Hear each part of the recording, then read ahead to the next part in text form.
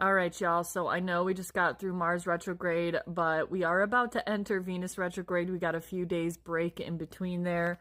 But Venus is stationing retrograde this Saturday, March 1st in the sign of Aries and will retrograde back into the sign of Pisces. So this Venus retrograde kind of has two parts to it. Now, this is certainly one of the biggest astrological transits of the year, because Venus only retrogrades about once every 18 months or so. It goes retrograde for about 40 days at a time. That's where the term 40 days and 40 nights comes from.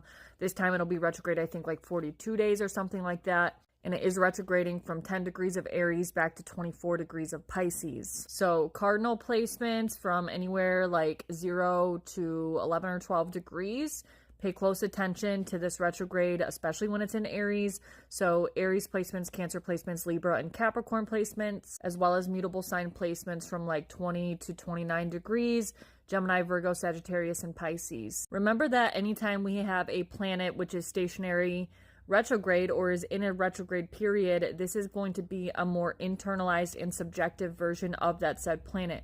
So of course, Venus is the planet of love and relationships, it's beauty, it's finance and money, it's aesthetics, it's harmony, and it's really about the pleasures in life. It's sensuality, not so much sexuality, that's more so Mars, but it teaches us what truly holds value in our lives. And that is essentially what this retrograde is teaching us, especially when we're talking about the two different parts of this Venus retrograde, which I'm going to be going further into in a future video.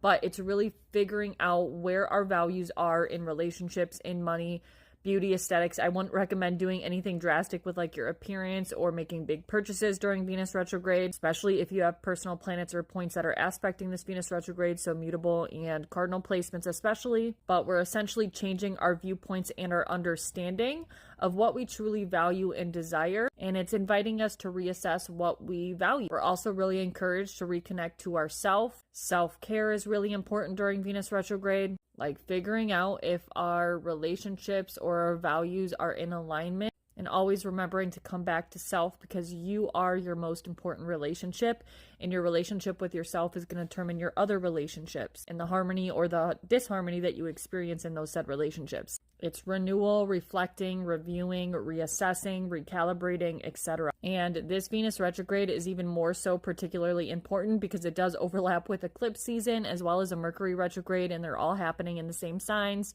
So this is a very important Venus retrograde, to say the very least. More on this in an upcoming video, guys. Personal readings for astrology and tarot can be found you know where. I also have a free mini ebook on the history of tarot up there if you're interested in that. My ritual intention oils, you guys can DM me or shoot me an email if you're interested in those before they're up on my